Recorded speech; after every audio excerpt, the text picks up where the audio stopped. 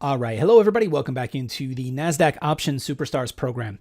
I did want to get a video out here today walking you through our new trade from this afternoon. I'll walk you through the Starbucks position, why we took the trade, what we're looking for. So I'll get to that in just a moment.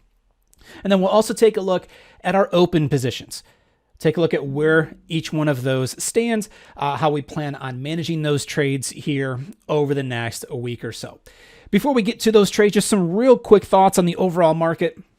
We continue to see a very resilient market here. The news, even though it has improved somewhat, we have seen some improved virus numbers. We're starting to see some of these states open up the economies. That's good news, but the bottom line is the move off of lows has been extreme considering the economy has been closed. We have not seen much economic activity over the last month or two, right? So very interesting to see that this market is right back into pricing in a lot of good news. Pricing in perfection here, in my opinion. Based on price, you can see that we are hitting some key resistance levels. We've got the blue lines there on the charts. Those are the 89 and the 100 period exponential moving averages. Very key level here because we've got so much news upcoming. We've got a Fed statement here tomorrow afternoon, Fed statement on interest rates. We've got earnings galore here over the next week or two. A lot of the big tech names are going to be releasing earnings here in the coming days.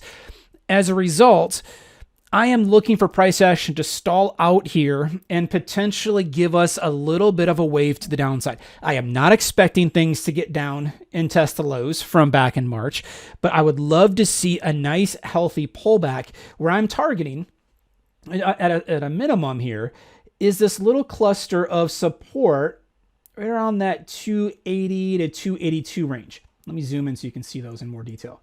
We've got the 8-period exponential moving average, which is a solid pink line, and we've got the orangish colored line, which is the 50-period moving average. That's where I would love to see price action pull back to over the next few days. And if it wants to find support there and bounce higher, so be it. The difficult part about this move to the upside, look what happened to volume over the past couple of weeks. It has gone from consistently being above 200 million shares on a daily basis to now we're not even hitting 100 million shares. This move to the upside has certainly seen less participation. There's a lot of skepticism out there whether we can truly just zoom right back up towards those all-time highs. Not only has volume contracted, but look at the range. Look at the average true range indicator down at the bottom. We have gone from over 15 back in March. It was not sustainable. We knew that. But it has contracted now down towards the 9 range, the 9 handle. It's still a good range. It still indicates a very active market, but we have started to see things contract. What that does for us as options traders is you start to see range contract and you start to see volume contract. It just gives us less to do, right? It's a less exciting market. It might be more tradable, which is nice, but if we continue to see the liquidity shrink, it's going to make it more difficult to get fills on trades. We don't want to see that happen. That's why I would love to see another wave to the downside, see volume pop back up again, and then if we bounce from there back to the upside, so be it. We can deal with it at that point. So I'm definitely looking for price action to stall out here. Would love to see the next wave to the downside. If that is dead wrong, if we see price action move higher, the next area of resistance above us, we've got the 200-period moving averages, both the simple and the exponential. Those are the red lines on my chart. The first one at 294.50. The second up at 324. Those are areas that we want to watch as potential areas of resistance. Again, very important week this week with news upcoming. We've got so many big names: Apple, Amazon, Facebook, Google. You've got a lot of big names that are going to be releasing their earnings here over the next few days. The market's going to take its cue from those releases. The NASDAQ has been weak today, which is interesting because it was super strong on the way to the upside. Now seeing the NASDAQ pause. Not a surprise, given the extent of the move on the upside. If we switch this from SPY to QQQ, you can see it. That has been impressive off of the lows. A lot of traders looking to book some profits here going into earnings. A lot of unknowns. How did this whole shutdown, how did it impact these quarterly earnings? And as a result, we're seeing some profit taking on some of these big names. Amazon, for example, down $54. That is a well-deserved break. If we take a look at the daily chart on Amazon, look at that impressive move. So definitely due for a pause there. And then also with the Fed statement out tomorrow, I'm really not expecting any fireworks out of the Fed tomorrow. I'd be very surprised if they tried to rock the boat too much. Given the state of this economy, they're going to do everything in their power to prop the markets up. They've already said that. It's been priced into the market. Not expecting any earth-shattering changes from their policy statement coming out tomorrow. So it could potentially give us some volatility tomorrow afternoon. I'm just not expecting the fireworks that we have seen in the past, but certainly we'll see what plays out here tomorrow. Now let's talk about Starbucks here, the trade from earlier this afternoon. And let me go ahead and pull up the chart, and then we'll take a look at the trade page. All right, so the trade that we sent out earlier this afternoon is a higher risk earnings trade. What do I mean by that? For those of you that have traded earnings in the past, you know that it can be hit or miss. It's almost a full profit or a full loss almost immediately. There's not a lot of wiggle room there. When you go into an earnings release, there's a lot of uncertainty, and that uncertainty is priced into the options. The volatility tends to be elevated in the near-term options going into earnings. That's the market's way of pricing in the uncertainty. Well, as soon as those numbers are out, whether they're good or bad, the market is going to suck the volatility back out because now the uncertainty is out of the equation. Everybody knows what the earnings are at that point. Well, Starbucks has earnings out after the close today, so there's still uncertainty there. No one knows what the earnings are going to look like. More importantly, no one knows how the stock is going to react to those earnings. Well, if we take a look at the chart, you can see that like a lot of other names in the market, we have seen an impressive move to the upside over the past few weeks. And as a result, look at the pulse indicator down at the bottom. It's the red and yellow histogram. We have the last 4 bars plotting as yellow. What that indicates is that price action is near an extreme on the upside. We're between a 1 and a 2 standard deviation channel move on the upside. This is a very typical area where we see price action stall out, potentially consolidate, or even reverse to the downside. It doesn't mean price action can't head higher from here. It just means it's not statistically probable. When you hit these types of extremes, it typically means the market's already made a move and it's potentially due for a pause. So what I was looking to do on Starbucks, let me go over to the trade page. We're looking to position ourselves with a neutral to bearish position. What I am expecting is that there's been a lot of good news priced into Starbucks. We're hitting an overbought extreme. I am expecting either the move to be smaller than expected or even sell off in a decent way to the downside. So let me go over to the trade page and we'll talk about this. First thing I want to point out, at the top of the page on Starbucks, you can see the expected move is just over $4. That's the market maker move. It doesn't tell you whether the stock is going to move higher or lower. It just tells you what the option prices are pricing in due to the earnings number. It's expecting either a $4 move higher or lower after the close today with those earnings being released. I am banking on that move to be smaller than expected, and I'm looking for that move to happen to the downside. The move that would hurt our position is that if it's a big move to the upside from here. So here's what we did. It's a higher risk trade because number one, we don't have a lot of time. We went with the May 1st options that have 3 days left to expiration. They expire on Friday. This trade is going to be closed out tomorrow. Whether it's a profit or a loss, we'll just wait and see. So we only have a few days left. It's a very aggressive trade. If we're wrong initially, we can't hold expecting price action to move back in our favor, right? It's got to be closed out almost immediately tomorrow once the news is out. Now, inside of Thinkorswim, and I'll also show you this trade inside of Tastyworks in just a moment. We'll get there next.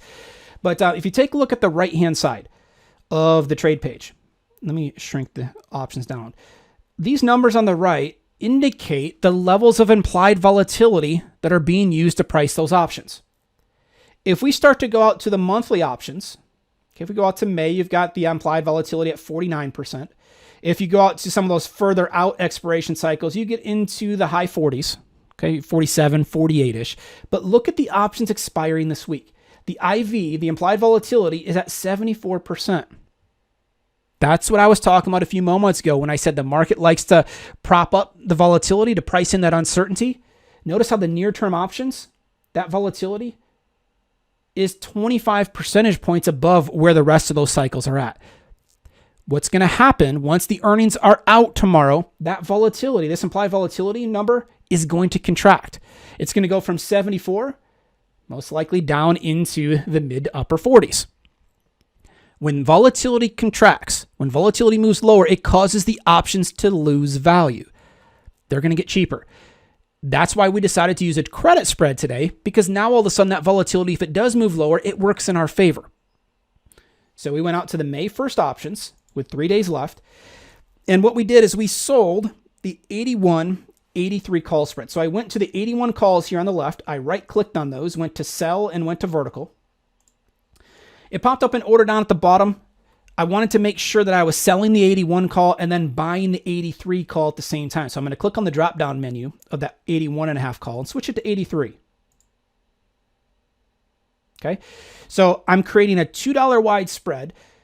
I posted in the alert earlier that we wanted to collect 50 cents or higher. It's now trading for around 60 cents. That meets our criteria, right? I wanted to collect at least 50 cents. We can certainly do that here. So if we get filled at 62 cents, which, why did I pick 62 cents? It just happened to be the mid price at the time of this video. We're risking $138 per spread to make 62. We're right around risk 2 to make 1. Okay, we're slightly worse than that. Why am I risking more to make less? Because we have 5 ways of making money on the position. I make money if the stock moves up, down, or sideways. As long as it stays below 81.62, which you can see in the order confirmation box, we make money. Where does that 81.62 level come from? It takes the short strike that we sold, the 81 call that we sold, we add on the 62 cent credit, and that gives us our break even. The current price of the stock's at $79.51. Okay, so it can move another $2 to the upside, and we're still okay. The only move that hurts us is a move above 81.62. We also make money as time decay adds up. Time decay is going to be extreme here because there's only 3 days left to expiration. And then most important here, we make money if volatility decreases. So those are the 5 ways that we have of making money on the position. Again, it's a higher risk trade. I took it with a smaller position size than I normally do. Okay, we were risking right around $300 on this position when we sent out the alert earlier. So we're cutting our risk a little bit. It's going to be a very aggressive trade. We will most likely close this trade out first thing tomorrow morning. We'll certainly get the alert out when we take action on our side, but it's an aggressive earnings related trade. We don't place a lot of earnings trades, but this is certainly one that we wanted to take advantage of going into tomorrow's session. All right. If you have any questions on the Thinkorswim platform, let me know.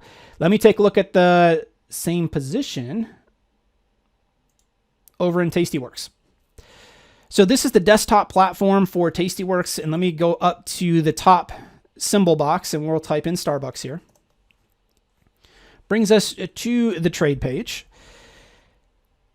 And I should point out, if you're not already on the trade page, this vertical toolbar on the left-hand side, make sure you click on the trade tab here. And I like to set it to the table mode. That's the one that you're looking at here. I don't like to use the curve, active, or analysis here. I use the table mode. So click on table, and then we're going to open up the May 1st options. Okay, those are the ones with 3 days left to expiration. From the alert, we mentioned we wanted to sell to open. So whenever it says sell to open, we're selling a credit spread. So to sell the 81.83 call spread, I came in, and we want to go ahead. Excuse me. We want to go ahead and left click on the ask price of the 81 call. This one right here. And I'm sorry, we're clicking on the bid price. And let me clear that out.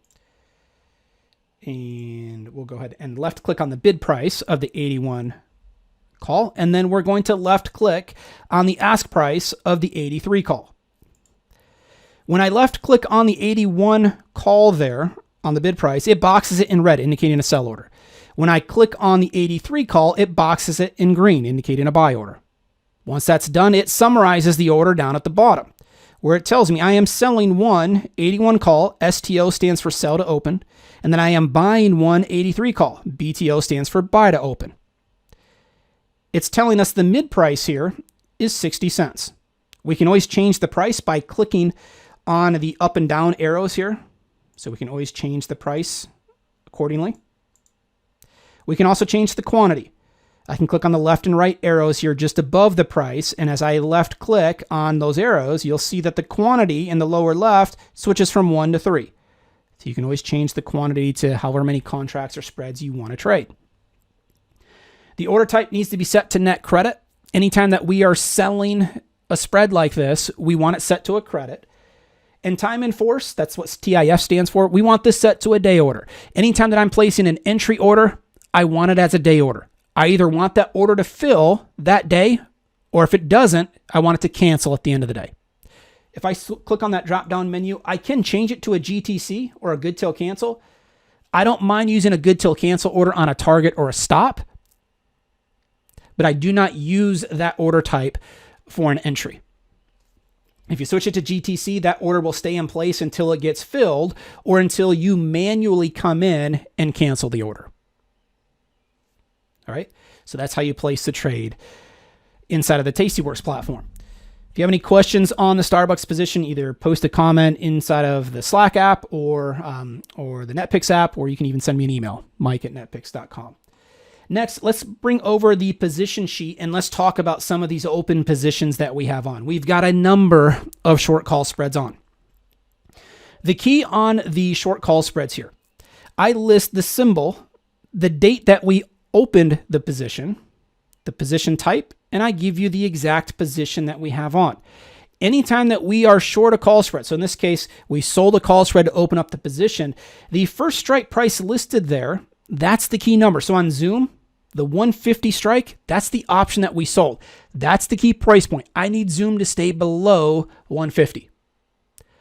On Chewy, I need it below 40. On EA, I need it below 108. Those are the levels that we need price action to stay below. Now, if price action goes above those levels, what do? We don't need to automatically close out of the position. You really don't have any type of assignment risk on a short option until you get very close to expiration. Typically, when you're a couple days out before expiration, that's when you need to take action. The reason we don't need to immediately close out of those positions is the credit spreads recover much faster. The moment we put those trades on, the time decay is helping us. The volatility can potentially help if it moves lower. That allows us to recover much faster on those positions that move against us. If these were long calls or long puts, it's going to take more work to get those positions to recover. Now, let me drag this position sheet off the screen. Let me go bring it over to my other screen. And let's bring back over Thinkorswim so I can show you some of the charts of these products that we're looking at. Let's take a look at Zoom. Looking at the chart of Zoom, we sold the 150, 155 call spread. We need price to be below 150. It's now at 157.83. These options expire on May 15th, so we still have a couple weeks left. What do? Well, first we evaluate the chart to see, has anything changed? If we take a look at the pulse indicator down at the bottom, we have a whole slew of yellow bars down here indicating that we are still very overbought. Price action has started to move back down below the moving averages here just today. I'm not saying it's going to completely collapse. I'm not saying it's going to go below 150 guaranteed. But price action is starting to show some signs of getting tired here. Therefore, I'm going to hold the position. The 150 call that we sold is in the money right now. Do we need to worry about that? Not yet. Okay, because we still have a couple weeks left to expiration. We have plenty of time here. So we're going to hold the trade. We're going to see if it starts to move down to 150. Doesn't guarantee it's going to become a profitable trade. But there's a very good chance that at some point over the next couple of weeks, we're going to sell back off down towards 150, potentially take a small profit or a small loss on the trade. That's why we're going to continue to hold the position. Okay, Chewy. Let's switch over to CHWY. Very similar story here. It's actually even more extreme on Chewy, because now we have green bars plotting on the pulse indicator. Those indicate that price action is between a 2 and a 3 standard deviation channel move on the upside. Less than 2% of all occurrences fall outside of this range on the upside. Doesn't mean it can't happen, just means it's not statistically probable. Price action has started to move lower here. We're down almost $2 today. We are short the 40-42 call spread out in the May 15 option. So again, just like Zoom, we've got a couple weeks left. We need price action back down towards 40. I need about a $4 sell-off here. Is it possible? Absolutely it is, because the market is still very overbought. The pulse indicator is telling us that. We're starting to see price action move back down below the moving average. That's the 8-period EMA, by the way, the red and blue indicator. So now I'm looking for a push to the downside. Doesn't need to fall apart. I don't need the bottom to fall out of Chewy. I just need a move back down towards 40. Certainly doable. That's why we're going to continue to hold the position. Let's take a look at EA. This one is a little bit more dicey here because we are running out of time. These options only have 3 days left to expiration. We are right now short the 108-110 call spread. We need price action down around 108. It's now sitting just below 112, 111.70. So we need about between a $3 and a $4 move to the downside here over the next 3 days. It may not happen. Okay, it's already down $4 today. I was planning on closing out of this position here today. I decided to hold it a little bit longer. The sell-off today gave a glimmer of hope. We're seeing the sentiment indicator down at the bottom go from green to red. We're starting to see some bearish sentiment take over here. We can potentially see a move back down towards 108 over the next day or two. Now, not saying it's going to turn into a profit. Right now, it's a loser. But if we can take a smaller loss in this thing, if we can get a lower open here tomorrow, maybe get some further selling tomorrow, that could potentially allow us to close out of the position and take a smaller loss. That's why we're holding the position. Okay, so that is EA. Next up is QQQ. Right? We are short the 218-220 call spread out in the May 8th options. We currently have price sitting at 212.90. We need price action to stay below 218. Well, price action is below 218. We can clearly see that right now. So as long as price action stays below 218, we can continue to hold the trade. Okay, we initiated this position for 80 cents. So we collected $80 per spread. And let's just take a quick peek at this here.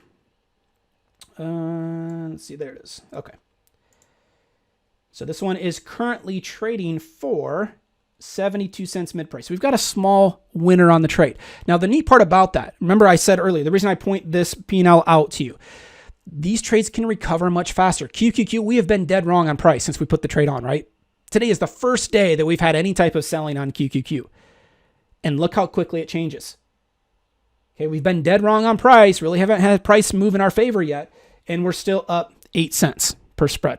$8 per spread. Nothing huge, but it's huge for me because I've been dead wrong on direction and we're still making money. That's why we love to use the credit spreads. They're more forgiving type trades. And if we do get the market to continue to sell off here in the near term, this one is going to continue to add up for us. Remember, the time decay is helping. The volatility contraction helps us. We have multiple ways of making money on the position. So that's why we're going to continue to hold QQQ. eBay. We are short the 37.39 call spread out in the May 15th options. Well, we take a look. Price action's at 39. It's down 28 cents today, which is great. We need this thing down around 37, down on this level right here. If we take a look at this chart, we have the pulse indicator plotting green, indicating that we're between a 2 and a 3 standard deviation move on the upside. We're overbought. So price action, we're at a level here now. It doesn't mean it can't move higher. It just means it's not statistically probable. You start to see a 2, a 3 standard deviation move, and less than 2% of all occurrences fall outside of this range on the upside. So with some time left, with a couple weeks left to expiration, we need a $2 sell-off here on eBay. That's very, very doable. And you'll notice that when these things start to reverse, if they start to sell off here, the P&L is going to pick up very quickly because all this time, since we put the position on, that time decay has helped us, and it's only increasing the closer we get to expiration. So these trades will recover much faster on any type of a move to the downside that we get here over the next couple of weeks. Let's talk about Costco next. I sent out a closing trade alert on Costco today, and I figured we weren't going to get filled at the range of prices that I posted in the alert, but I wanted you to get the order working. That way, if we do get any type of a move to the downside here over the next day or so, I want to have that closing order in working. That way we can get filled. So on Costco, we are short the 320, 322.5 call spread out in the May 8th options. We needed price action below 320. Clearly, it is. It's down around 306. Now, I sent out the closing alert earlier. Let me see if I've got it saved in this platform.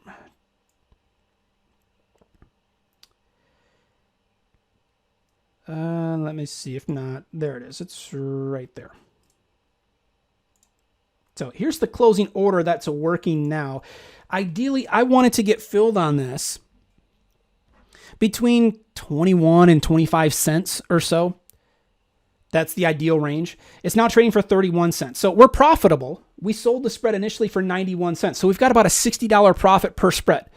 It's a nice winner so far. I'm still going to try to get a little bit more out of the trade. I want to get filled closer to that 22 to 25 cent range. That's the ideal range that we want to get filled in. So I've got my closing order working. It's set to a GTC or a good till cancel. The order is going to remain in place until it gets filled or until I manually come in and adjust it or cancel the order. So I'm going to keep that order working into tomorrow. We'll see what happens if we can get a lower move tomorrow due to the Fed or due to some earnings numbers. Let's see if we can get filled inside of that range tomorrow. And then finally on Netflix, let me go over to the charts. So on Netflix, we had earnings come out, and what's interesting on Netflix, this is the exact move that I'm looking for on some of the other tech names. Netflix saw a phenomenal move higher before earnings. The earnings numbers came out great, and yet the stock has sold off ever since the earnings were released. There was a lot of good news already priced in. And after the numbers came out, we have seen things start to move lower. So what we did on Netflix, we sold a call spread. We sold the 445, 450 call spread out in the May monthly options. We need a price to stay below 445. It's down around 405. So now all of a sudden we've got a $40 cushion. Price action could move against us by $40 here and we're still okay. So we're actually, my target zone on Netflix, I'm looking to close it out between 41 and 82 cents. Where did I come up with that range? My target range is always going to be 50 to 75% of our maximum profit. Whatever we collect to put that trade on is the most I can make on the position. We happen to open this trade for $1.65. Okay, so if we buy it back for between 41 and 82 cents, that would be 50 to 75% of our max profit. All right, so let me go ahead and show you where this one's trading at here. We sold it for $1.65. It's now trading for 59 cents mid-price. We're getting close. This is another one that you'll probably see me issue a closing alert tomorrow, just like we did on Costco. You can get that closing order working if you want to. Anywhere between 41 and 45 cents would be acceptable. Okay, that would give us close to 75% of our max profit, and we're good to go. So again, if you want to see where those target ranges are at, I always post those on the position sheets. That's updated every morning. So you can see where the target levels are at. You can see the cost of the spread. The cost is also the maximum risk on the spread. So you can always reference that information there on the owner site. So if you have any questions on the short call spreads, let me know. Let's take a look at a couple of our long put positions, one on Lyft and one on Dollar Tree. I've had some questions on these trades because when we put these trades on, we posted that there's a 50% stop loss on both of these positions. If you want to use that black and white rule where you say, hey, I want to limit my loss, my damage to a 50% level, that's fine. I will always post those stop levels on the position sheet so you can see those right up front. However, I will always let you know when we're taking action on our side. Anytime that we're closing out of a position, you'll get an alert from me. So you always know where I stand on every trade from start to finish. So on Lyft, it's very, very overbought along with the rest of the market. We are long the May 15, 27.5 puts. So yeah, we need some movement to the downside here, certainly. With the market overbought, looking for a move back to the downside. Not saying it's going to turn into a 100% winner, but if we can get price action moving back down towards that 28, 29 range, that would be beneficial. And then on Dollar Tree, very similar story. Unfortunately, we can see, with some news that economies are starting to open up. Some of these states are starting to open things up a bit. We have seen Dollar Tree rally higher. So right now we're long the 76 puts on Dollar Tree. So again, if you want to close those trades out at 50%, this 50% stop loss levels, I'm fine with that. No issue there at all with that approach. But I will let you know when I take the positions off myself. So if you have any questions on the open trades or the new Starbucks trade from this afternoon, as always, feel free to contact me. Post a message inside of Slack or the NetPicks app, or even send me an email, mike@netpicks.com. More than willing to help out here. All right, so I'm going to wrap this video up here. Sorry for the length of the video, just a lot to cover here today. So I'll be back with you guys over the next few days with our next round of setups.